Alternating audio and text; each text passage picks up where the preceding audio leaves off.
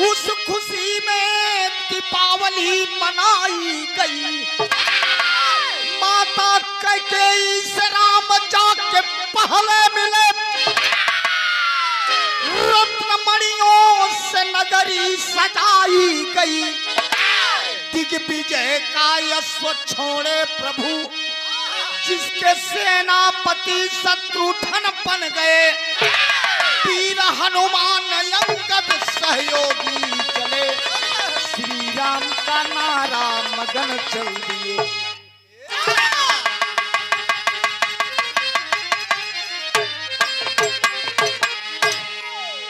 देखा पूजा, ये अखाड़े का खाटी चीज जात हो और जाई तो बताऊ। जब जाए तब हाँ मतलब कि अदायगी उतरे तब बताऊ कि हाँ भैया कुछ गवा। स्वर्गीय रामदेव उस्ताद वाली चीज कुछ आगे है। कैसे लाल?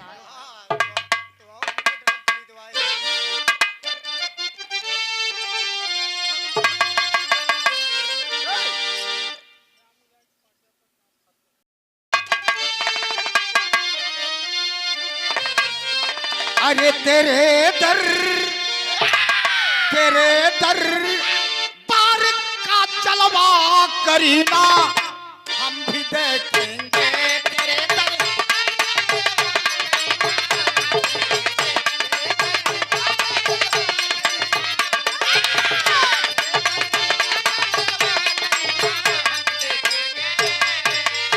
अरे तेरे दरबार का जलवा करीना हम भी देखेंगे, अजी हम भी देखेंगे। अगर मरे जी हुई मालिक तो मदीना हम भी देखेंगे।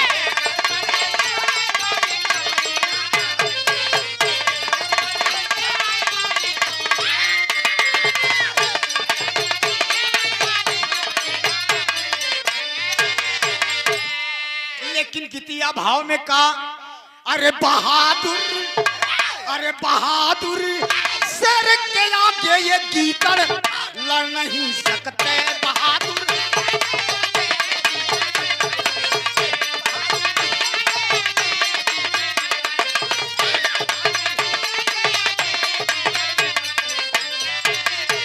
अरे बहादुर शेर के आगे ये गीदड़ लड़ नहीं सकते, कभी लड़ नहीं सकते। और जहां पर गोलियां चलती हो कायर,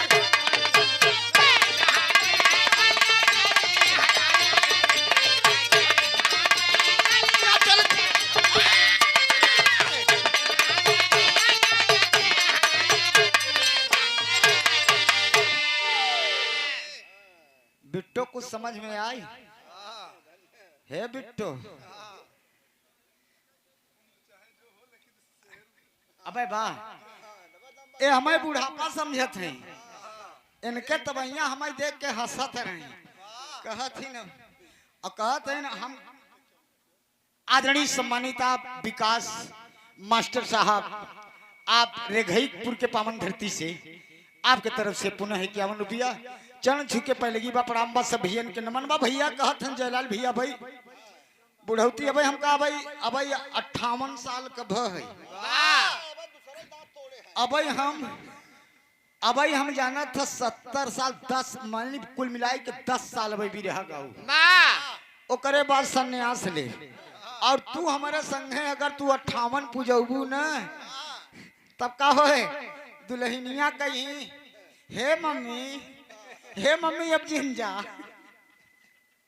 अब मम्मी जिन जा तोहार नाही की ही होता ही। लेकिन मम्मी कहा कहीं करेजा पथरा के कही के उबई के रही भाई लालच हो जे करे पास चस्का गायकी के लग गए बुढ़ौती तक बाबू ऐसे कीड़ा की नहीं नाचत है चाहे खटिया पोलर आ रहे भाई। अब का करें नौकरी करत है ने NIC इंटर कॉलेज हंडिया नेशनल में। ए बेचारू सरकारी सर्विस बायन के, लेकिन एक फोन पर भागत ही ऐसे फनफनाई के लल्लू मास्टर भागत ही बिरहा का चस्का आई। लेकिन लाल कैसे चला गली लाइन आदरणीय सम्मानित राम प्यारे प्रजापति जी, क्योंखर के पावन धरती से आप ही वीर रस के भाव पर 51 रुपया चरण छू के पहले लगी बा, प्रणाम बा, सब भैयन के नमन बा, आशीर्वाद के कामना बा। कहूँ पूजा यही 15 साल पहले मिल गई हो तू ना, बाबू को माँ से हम 3 हाथ और डाकी थी, लेकिन अब थोड़ा कमजोर पड़ा था शरीर। कैसे लाल?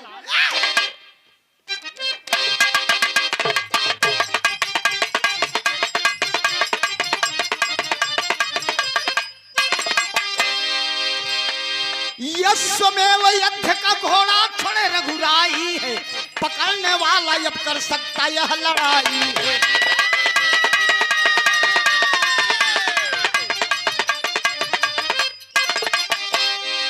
कुछ दिन बाद घोड़ा कुंडलपुर में आया है, कुछ दिन बाद घोड़ा कुंडलपुर में आया है, राजा सूरत का बेटा चंपक पकड़ लाया है। खबर पाके वहाँ रानी तुरंत आई है, पिता और पुत्र को रानी बहुत समझाई है। श्री राम का घोड़ा छोड़ दी जय सैया, श्री राम का घोड़ा छोड़ दी जय सैया, उनके शरण में जाके हाथ जोड़।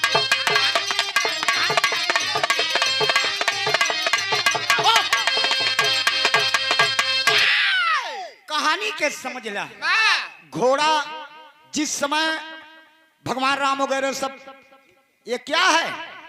एक काल्पनिक गीते हैं, ये सब काल्पनिक गीत हैं। कहीं नकली कथा सुनाई के असली पैसा, और हमारा ही तोहरा ही पैसा लेके अपना सुतही।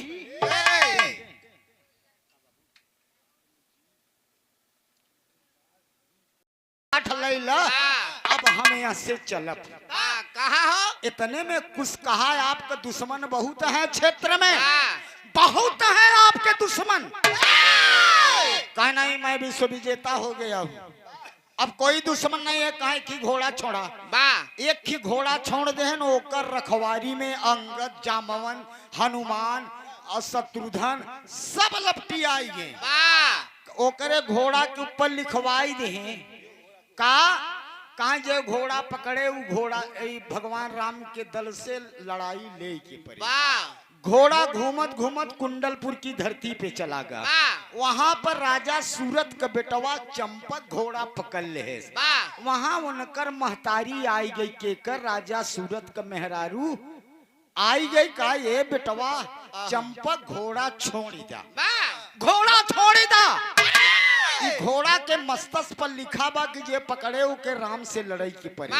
बेटवा छोड़ दे, राम से लड़ाई मत ला। लेकिन चंपक कहत बा नहीं माई, हम लड़ब राम से। एक लाइन गीत मिले था कैसे?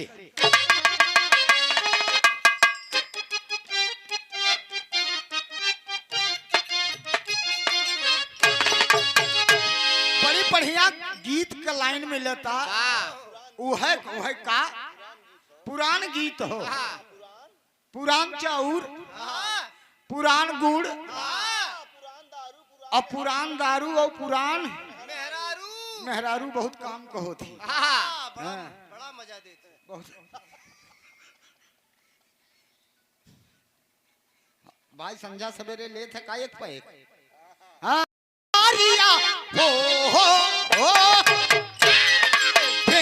हल थारिया पला मगैल छरिया बहु चले कीना।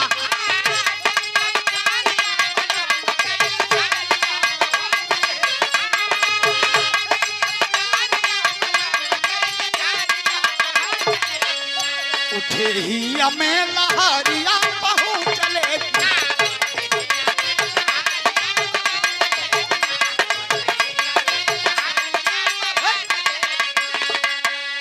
लेकिन हम थोड़ा पलट के गावत थे। कहो चौधरी मन लगाई के नहीं सुनत था, मोबाइल यार घर में रहत है, मेहरारू घर में ही रहत है। हम यार यूं देखत है मेहरारू घरे हैं तब परेशान का करते कहीं अब पूरे नहीं खियाए हैं। अरे यार काहे चला आए? यह बते कहत है पूजा बने पर जिन चुलियो 3 ठी मेहरारू तोहरी की नहीं रहे। 3 ठी मेहरारू नहीं की नहीं रही। तीजो बेचारी आपस में बात करते रहे। ये कई कहे कहो कहे का काहे हमरे ले ले कहत ही कबो ले बई नहीं करते। वाह हाँ हो ऐसे ही। हाँ और कहे ये कई कहे तोहरे हो काहे हमरे त कही थ कबो ले ले थी। वाह ये कही और एकई तिसरकी से कहे बहनी तोहरे काहे हम बहनी हमारे तो हमेशा ही लेती रोज फटई रहे थे। वाह मतलब एकई कहे कि हमार धोती साया ब्लाउज फटी व लई लेते कहीं चल चल काम चलाओ वाह रोज तोर फटी रहत है वाह ले ले कहत ही ले बई नहीं करते वाह चल लई ले बई। आए अब ये कई कहत ही हमारे कभौ कभौ कहे पर लई लेती खूब तेल पारिश करे तो कहीं कहीं चल ए बेसती हिया आए आई ये भैया कहाँ एक जवन साया ब्लाउज ओढ़नी जवन मांगई तुम दे दे। वाह और ये कही कहे हम का ले कही हमारे तो बेचारू लेत रहत ही हमारे छोट होत रहत है हम वाह रोज फटी जात है। ये चीज यही बदे भाव में कैसे चली साया को रखी के लहंगा पता रखी सवार रखी के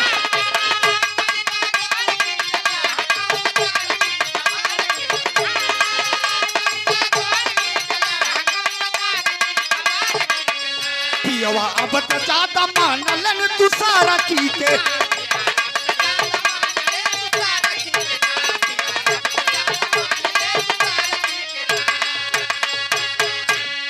लेकिन हे बाबू ई तो तर जरे भाव में गीतिया महतरिया कहता है बेटवा चंपक घोड़वा छोड़ दा वाह छोड़ दो घोड़ा भगवान राम का घोड़ा छोड़ द लाल बेटौना का कहता कैसे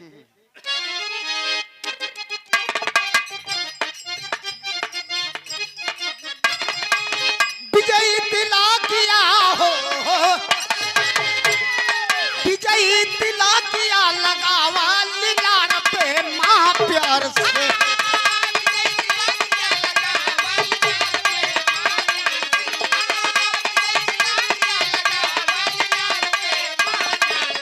बचब दुश्मन के वार से माँ या कहता है बेटवा काहे राम से जिद के अरे छोड़े दे तोहा बियाह पराबा उम्र कितनी रहे जानत 13 साल लड़कवा चंपक उम्र 13 साल वाह। ओका बियाह पराबा कलाई में कंगन बना रहे और दुल्हन वहर इंतजार करता।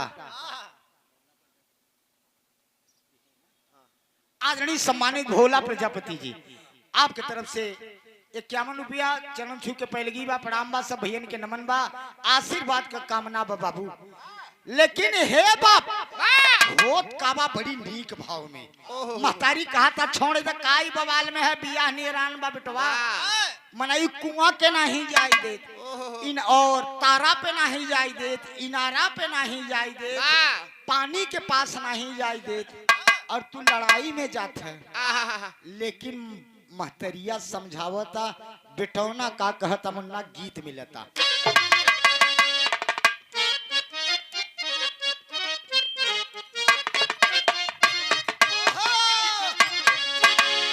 हे पूजा कस यार लीन हो गई मोबाइल में सरकावई लागू तब हम कहत रहू दिन भर अंगुरी आए पड़ा है वह रे बेचारू अब इनके सोचत है हम अब कहबई करी तो है का करे कही अरे हमारे खुद ही बात कहा सुनई वाला घरे हम तो है थोड़ी न कहब लेकिन अच्छा बैठी रहू मनोरंजन आवत रहे। हाँ भाई रवन्नक दूसर होत है लेकिन कैसे लाल कोनो दुल्हन से ओकर ननद कहता का कहता ननदिया नहीं कि नहीं रही पूजे की नहीं मानना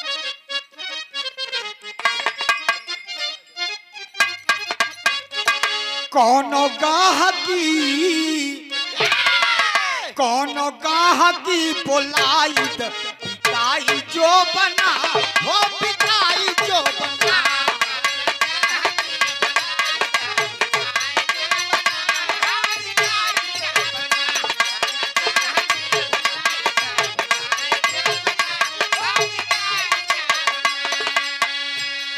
लेकिन गीत भाव में लागत का महतरिया का कहता बधल हाथ में तोहार सदी का कंगना हो शादी का कंगना जाहो।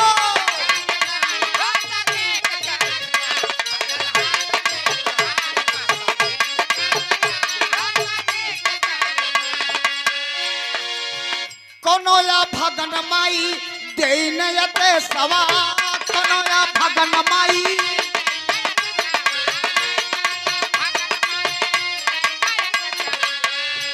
अरे कैसे का सहब बेटवा रण में कले सवा।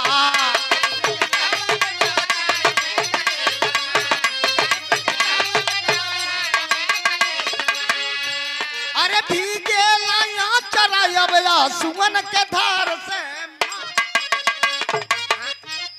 हाँ यार लाइन बदल लीजिए।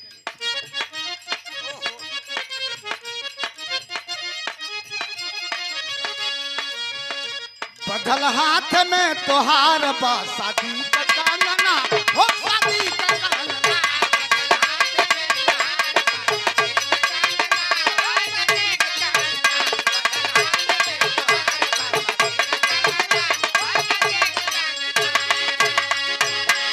महतरिया कहत बा हे बाबू वाह एक दुल्हन लियावा घरे दुई कवर कायदे से भोजन करे घोड़ा दे दे बेटवा काहे ना माई हम घोड़ा देबो बना ना देब घोड़ा बिना लड़ाई के। मास्टर टेरी में भाव मिलेता। अरे राम कंगनवा बनी है तेगा जंग में, अरे कंगनवा बनी है तेगा जंग में। अरे सागर उमड़ परे चाहे वर्ष सब बनवा सब बनवा।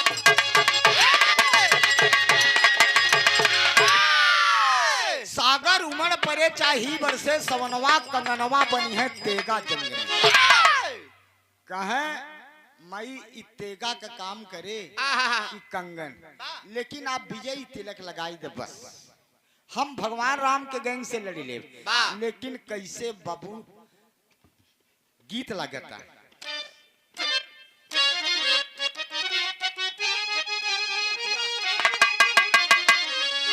अरे हाथ जोड़ा कहे चंपा,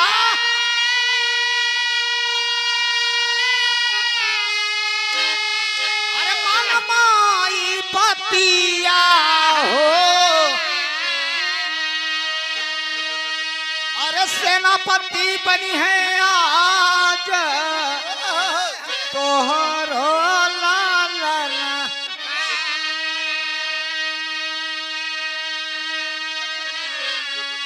अरे तिलक लगावा माथे ई हयार मनवा हो। अरे रणवा में बैरी के तोड़ब गुमना।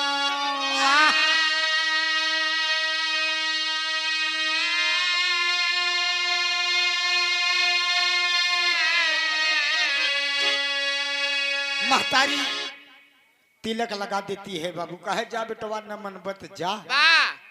अरे होई के लाचार माँ,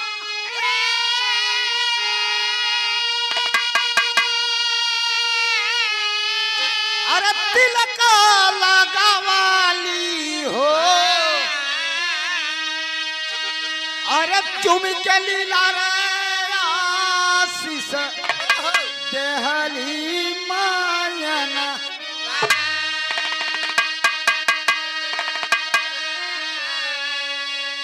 और रण भेरी बाजी गईले बिगुला बजनावा हो। अरे चंपक से लड़ाई अइले अंगद बलवना।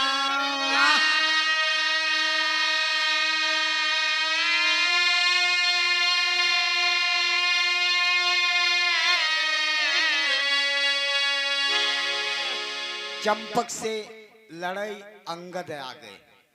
जौने संबंध अंगद आवत ही लड़ाई है बाबू होत काबा बड़ी यहीं पे घटना घटती है। कैसी घटना बड़ी चलम मास्टर।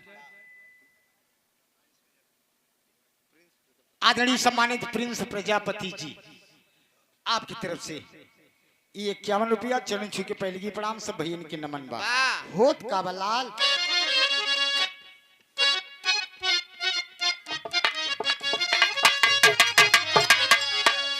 है बाप अरे बाली उमर कमर लचक कनिया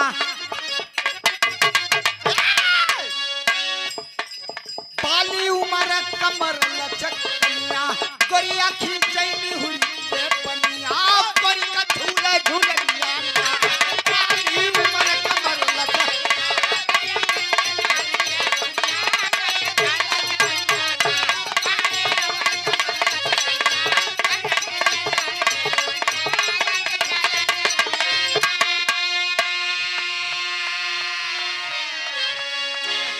आदरणीय सम्मानित अमृतलाल प्रजापति शेरपुर दमगढ़ा वाह आपके तरफ से 51 रुपया चरण छू के पहले की प्रणाम।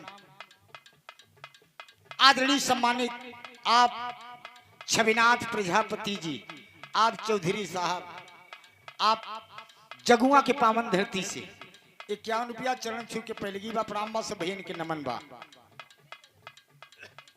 ये आदरणीय छोटा मुन्ना प्रिंस प्रजापति 10 रुपया मुन्ना के आशीर्वाद हो।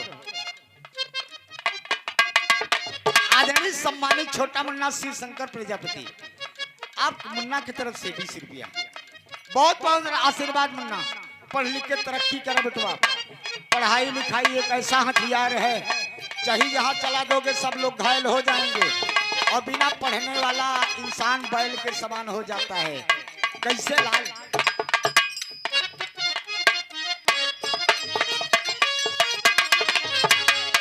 अरे अंगद याग बबूला भई अंगद याग बबूला भई कैसा माया हो लड़ैया है मुदैया ना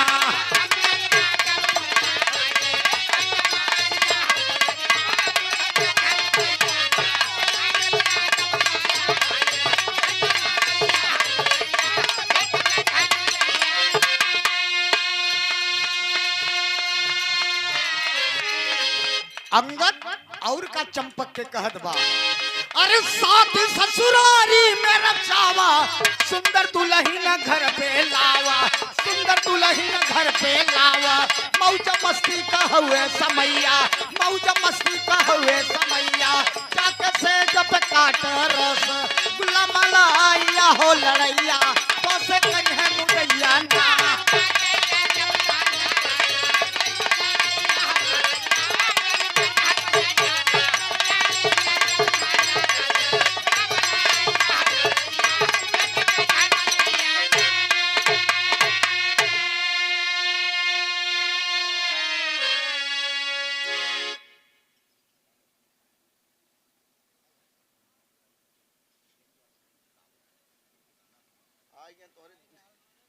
आदरणीय सम्मानित आप मिठाईलाल प्रजापति जी, आप रिठुआ के पावन धरती से बोलाई के गवाए हैं गौना ही भूल जाई थे यहाँ बदे ये हमारे देव इनसे पवैया ही 51 रुपया दे हैं कम दे रहे कावा दैया जवन भूला जाते एक दैया और दे दे हैं। चला ठीक बा कतौ हमार कतौ तोहार घी उड़ाए पैते में रहे घबरा जी।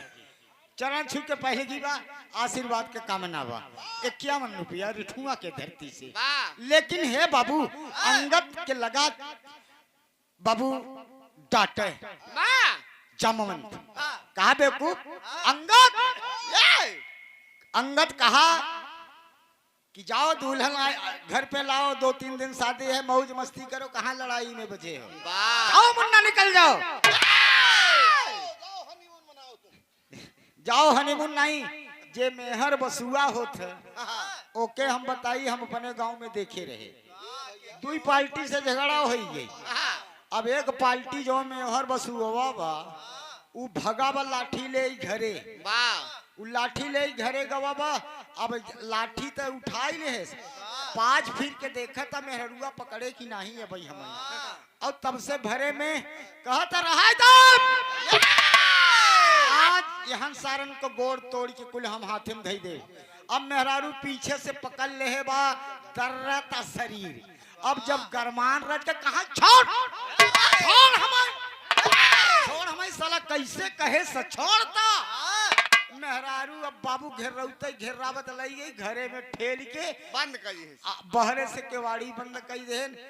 जब झगड़ा शांत हो गई कहे बबू कहत है आज अगर मेहरारू घरे में न बंद कहे हो तब हम बताई। हम कहा जियो वीर मेहरारू के पीछे से पकड़ के ले गई नहीं बंद कर दे तू वीर हन जाथन लाठी चलाओ।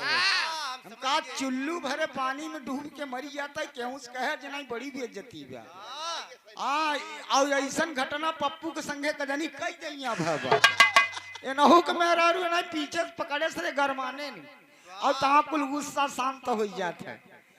लेकिन हे बाबू होत का बा इतने में अंगद जब बात समझाए और न समझ में आए तब चंपक कहत का मास्टर गीत लगाता।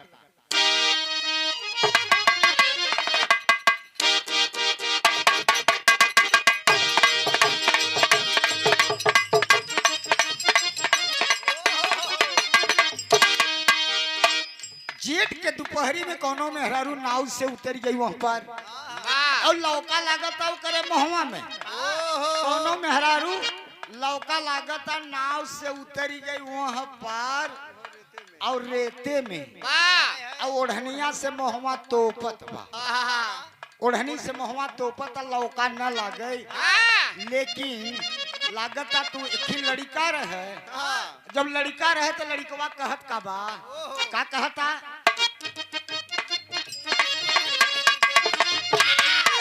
अरे चला लू तू ओढ़नी लपेट चला लू तू ओढ़नी लपेट बतावा कोई रेट कितना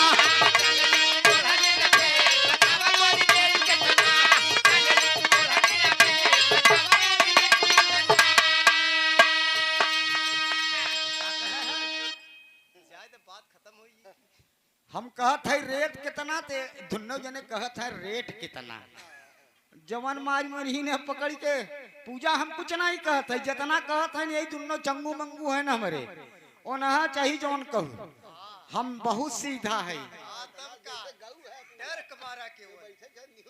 हाँ भैया क्यों मैं बैठे के था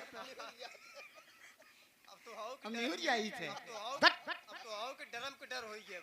हम भाई डरम का डर तो लगा नहीं भाई बहुत मजबूत है अब ओकर डर अब सब हो ये बियाह शादी से फुर्सत हो केहू को डर और अब चाहिए डरम आवे चाहिए सीमेंट आवे काम मतलब पर लेकिन भाव में गीत लागत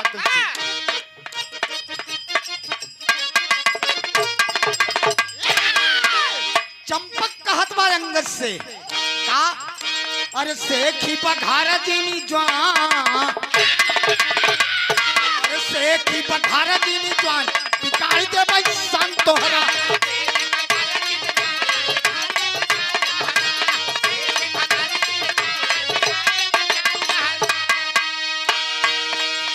अरे चंपक का है सुना अंगद जवनवा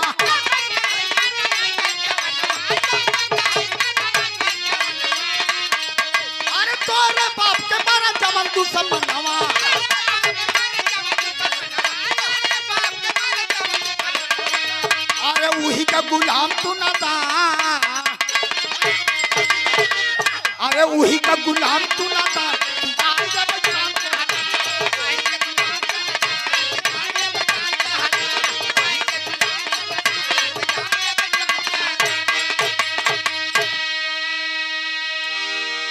चंपक कहे तोहरे बाप के जे मारे से तोहार बाप के रहा बाल और तोहरे बाप के बाली के राम मारे ने तो नहीं के बेटवा अंगद है संझा सवेरे राम का तौलत है राम का तौलत है चुल्लू भरे पानी में डूब के मर जाता बहुत नगद रहा कहे कहता है हनुमान गए लंका में पैर जमाई दिया के उठाई नहीं पाए सुना कहीं हट के चला जा त्यार भेलवा भाई तुम गुलाम हो तुम मानसिक गुलामी से जकड़े हुए हो चले जाओ यहाँ से।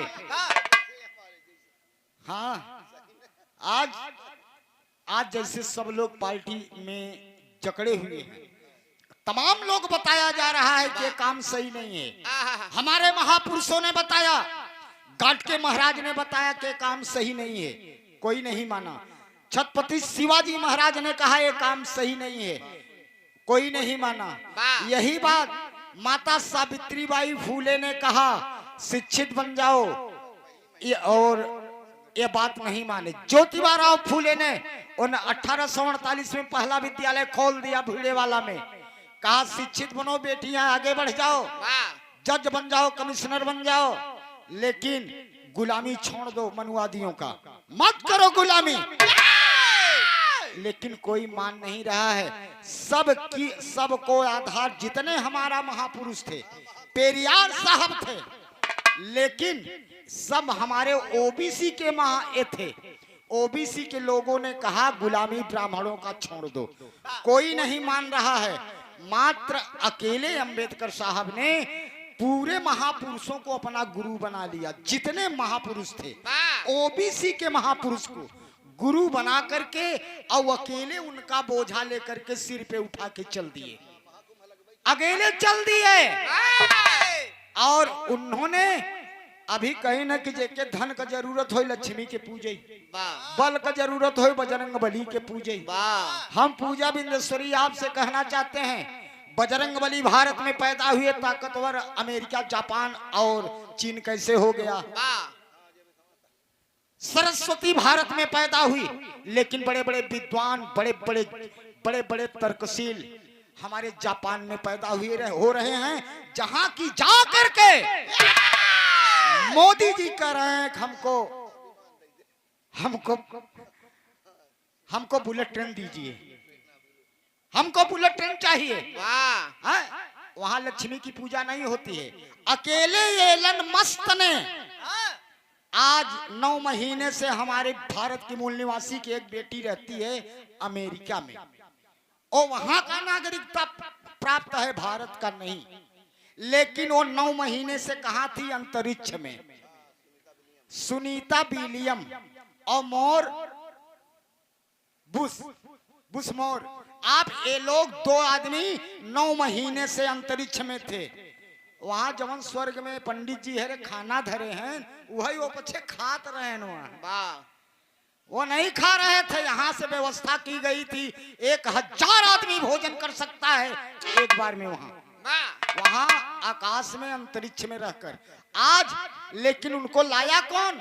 अमेरिका हाथ उठा दिया, भारत हाथ उठा दिया, चीन हाथ उठा दिया, जापान हाथ उठा दिया। अकेल तनहा लाने वाले व्यक्ति का नाम एलन मस्क। एलन मस्क ने अपना निजी रॉकेट बना करके कहा मैं लाऊंगा सुनीता विलियम को अंतरिक्ष से, और बाबू ला करके समंदर में लॉन्च आराम से उतार लिया। इसको कहते हैं विज्ञान। और महाकुंभ में कुल भगवान आए रहे, हजारों जनता चली गई, हजारों जनता चली गई बाबू, ठुसुर उठी हुई में। लेकिन इतने साधु संत आए थे, सुनीता विलियम वही थी। कहाँ? अंतरिक्ष में। कोई किसी के पास शक्ति थी उसको लाने के लिए? नहीं, मात्र पाखंड है, बाकी कुछ है वो नहीं। आप लोग विज्ञान पर तर्कशील बनो, पाखंड पर मत जाओ। मैं आपकी आंखें खोल देना चाहता हूँ, लेकिन कोई मानता नहीं। हमारी भी मजबूरी है कि जो मैं तार्किक गाना गाने से डरता हूँ आपके समाज में। लोग कहते हैं कि जयलाल उल्टा पुल्टा गाते हैं, लेकिन मैंने इसीलिए कहा है काल्पनिक गीत गा रहा हूँ आपको।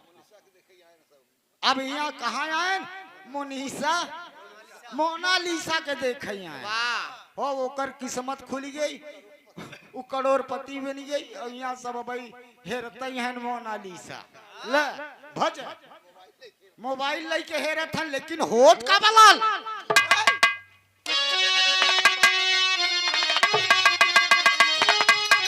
जब अंगद जो है, जब अंगद हार गया किससे?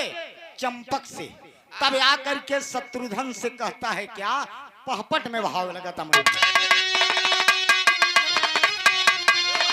अरे अंगद आग बबूला जवनवा रण में तनवा में, शत्रुघ्न से कई रसकुल पयनवा रण में तनवा में।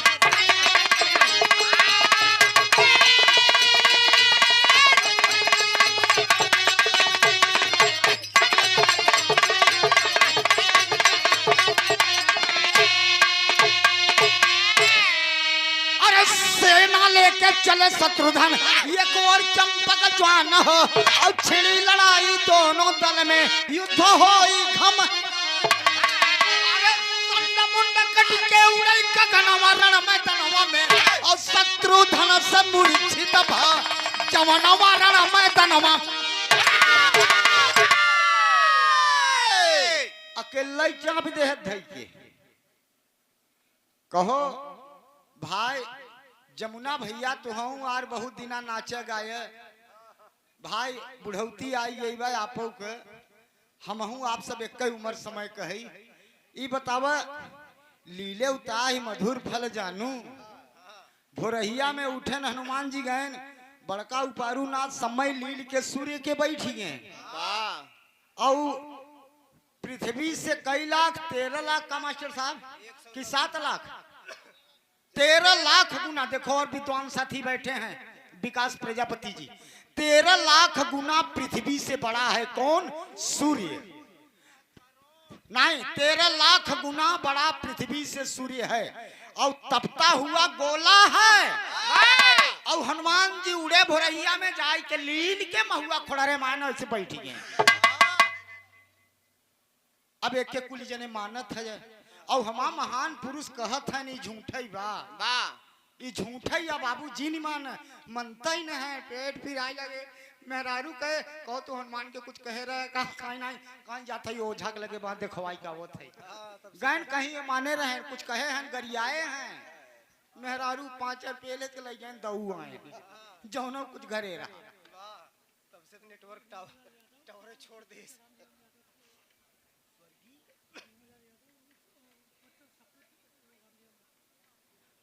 स्वर्गीय रामलाल के हिंगूलाल के पुत्र राम जियावन यादव आपकी तरफ से 21 रुपया गीत पे खुश होगी। नमस्ते बा पहले बा प्रणाम बा हम ओबीसी वालन के आंखी खोलत रही थे यहाँ बते जे कहा था हम सूत्र ना होई अखिलेश भैया से पूछ ले बुखार टर जवा जब दिल्ली के लखनऊ से उतरन कुर्सी पर योगी आदित्यनाथ ओके गंगा जल से धोआई के गाय के मुंह से छिड़कवाएं शुद्ध के हैं कहाँ काहे पत्रकार पूछे काहे कहाँ ये पर शूद्र बैठा बा बैठा और ये हर अब नहीं बच्चे कहबा ये बच्चे भाई साहब मार कैले कहीं हम ब्रह्मा का औलाद है हाँ, कुल प्रजापति कहीं हम ब्रह्मा का औलाद है और कहाँ तक बस वहीं तक ओट ले तक और ये खिस कही दे कौनो सामान्य वर्ग आई के तोहरे बियाह करे कहे मारब थबरा से बियाह है का नाम लेबे तो बस ओटे भरे कर है।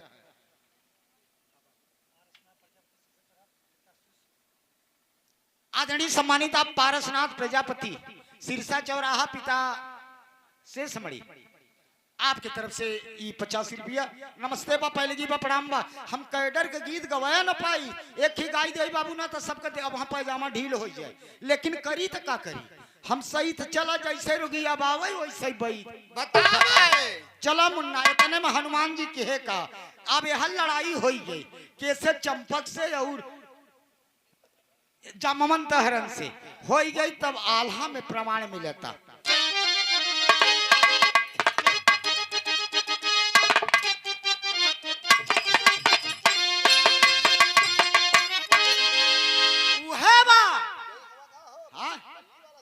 हाँ बल्ली वाला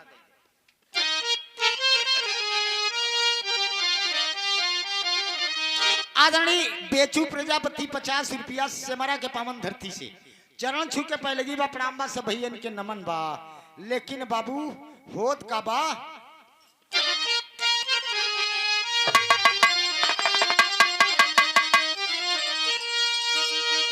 अरे होले हो जवान होना दुनिया में ये भैया अरे धीरे धीरे लाड़ी गईले कुली हो जावा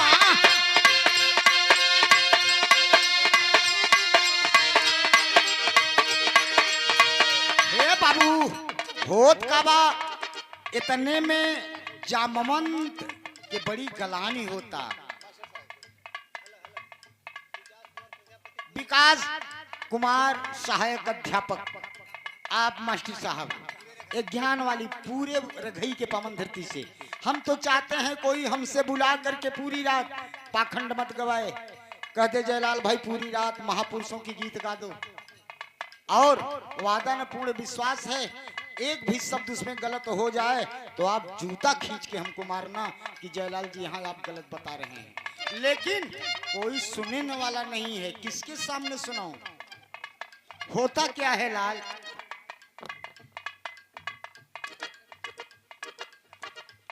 दया शंकर प्रजापति जी शेरपुर पोखरा के पावन धरती से हो 21 रुपया। नमस्ते।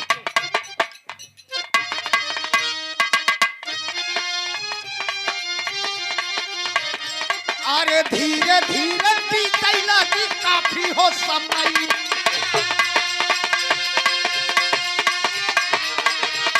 अरे जमावंत खबर दिहले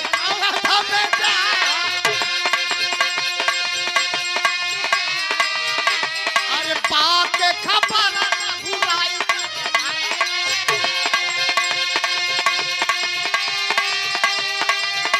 अरे अवध नगरिया में होला हाहाकार,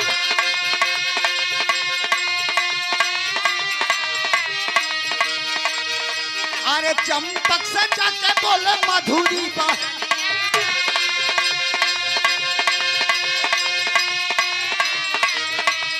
लगी रहे जामवंत जा करके अयोध्या में खबर दे दिए। क्या कहा? कुंडलपुर की धरती पर घोड़ा पकड़ा गया, राजा सूरज के बेटवा चंपक पकड़े से भगवान राम चल के घोड़ा छोड़ा हुआ। अरे कहा हनुमान कहाँ है? कहा सब गड़बड़ान है। कहा अच्छा कहाँ जाऊं? कहा वो बाल कहाँ है? कहा सब कहा पूरी वानरी सेना कहा सब गड़बड़ बा। चला तुरंत वहां से भगवान राम स्वयं चल देते हैं। कैसे लाल? अरे पाक खबर रघुराई चल, अरे अवध नगरिया में होला हाहाकार,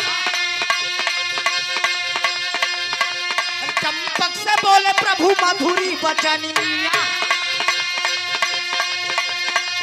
अरे छोड़ देता घोड़ा बेटा बाटा सुकुआ, अरे बड़े बड़े वीरवन के लाना में गिरवा, अरे बड़े बड़े वीरवन के लाना में गिरवला, हमसे तू लड़ी के घोड़ा नहीं जानी।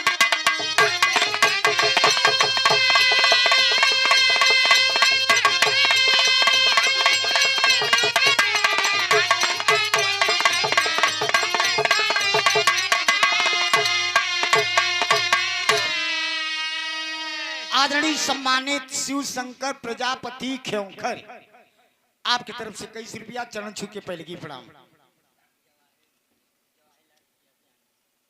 आदरणीय सम्मानित जवाहिरलाल प्रजापति आनंद डी से आपकी मुन्ना की तरफ से ये 51 रुपया आशीर्वाद हो मुन्ना की। कैसे लाल? कहे भगवान गैन कहाँ है? कौन हो? देखा धन 13 साल का लड़किया फिरका तलाई के नान का धन ही बा। अब का सही बबू का गलत, लेकिन गाई थे कोनो मनवा लागत नहीं, लेकिन ससुरी दशरथ जगत रामायण की चीज है। तो रामायण कई लिखी गई मजे के, दशरथ जगत कया। और बाबू ललई राम यादव कई किताब लिखन जानत है, क्यों न जनबे? काहे सो हमार तोहार महापुरुष ने हमदे काहे जनबे? बाभन के जौन लिखी बा ओके बचबे, और जवन बैकवर्ड लिख के देहे बा ओके न बचबे। मानसिक गुलामी से भरा बा दिमाग, जब भरा बा तब भोगे के। बाबू ललई राम यादव ने कुल 9 किताब लिखा, और एक में उसमें थी सच्ची रामायण। सच्ची रामायण सुप्रीम कोर्ट बाबूजी 1971 में किताब को पाबंदी कर दिया। जब लिख करके 1968 में किताब लिखे कौन? बाबू ललई राम यादव। 1968 में सच्ची रामायण लिखी।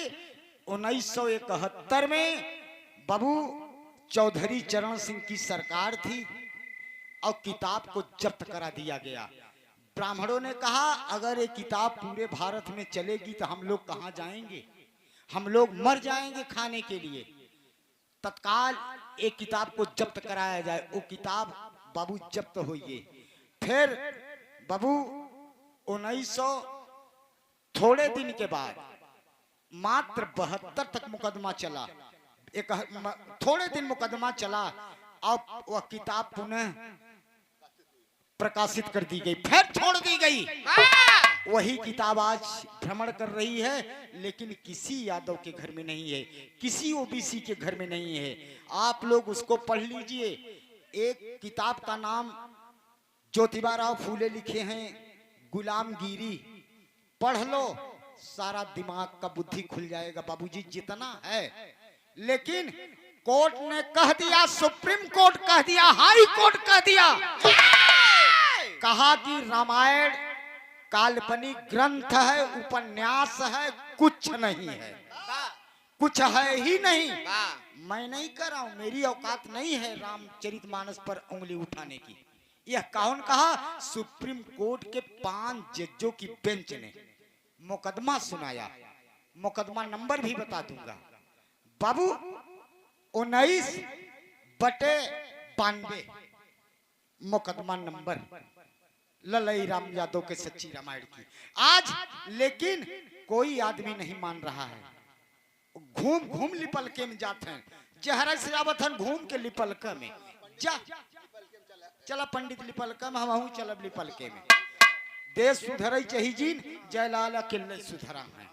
चला मुन्ना आगे आखिरी में रामचंद्र जी उनसे लड़ाई आए, उनकर बुद्धि खप चंपक से होत का बा। इतने में बाबू तब हनुमान के देखा था तो ब्रह्म फांस में बांध के दरे लपेटा है। होत का बा उनकर कहानी।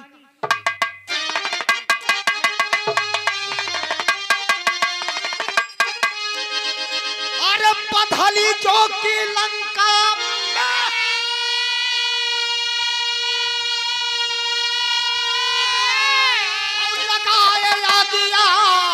अपने रघुकुल में रघुराई चिन्ह लगावा तगी।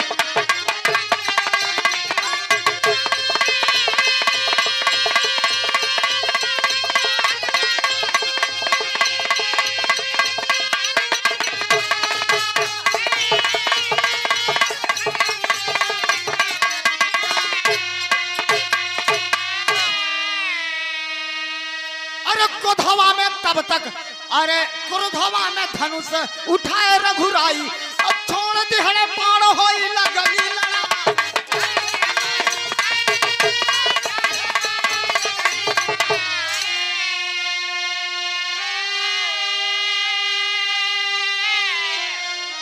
और भक्त भगवान दोनों भइले बागिया, अपने रघुकुल में रघुराई चिन्ह लगावा दगी।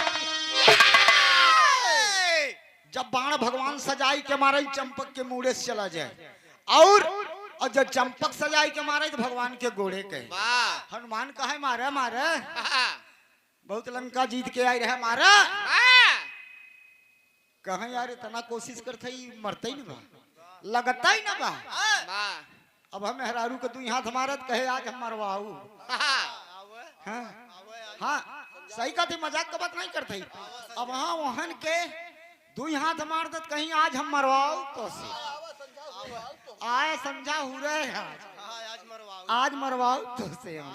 हम तो भैया ये डरिया के मारी कबहू नहीं मारी, कब हम मारी कहीं आए समझा हो रहे खो तो का मतलब बस सुन गजू धंधे ना होए। लेकिन होत का बलाल इतने में, अब तब तक राजा सूरत आए और जाई के भगवान राम का चरण पकड़ ले।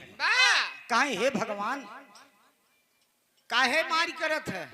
इ तोहार पुजारी हो, ना मारी पौवे। इ तोहार नंबर 1 का पूजा करत है सुबह शाम।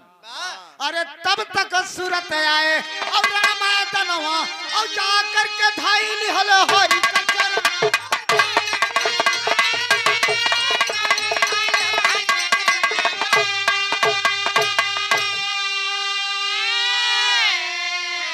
अरे दर्शन दिहला जागी गईली हमारो भागिया, लगावा तगी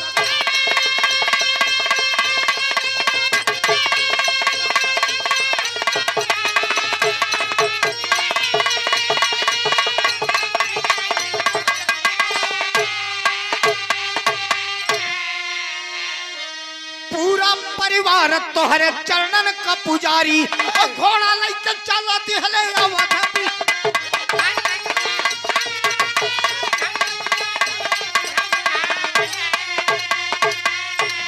कायम रही गई मांग और रानी का गोदिया अपने रघुकुल में रघुराई जिन लगावा तगी घोड़ा लेके चल रहे हैं पूरा परिवार भगवान का दर्शन कैले हैं यही रामायण है सुन ले है यही लड़ाई है चंपक के वहाँ कैती लौकुश घोड़ा बांधे रहे यहाँ कैती चंपक घोड़ा बांधे वहाँ कैती और क्यों बांधे हुए हे भाई हे सुधर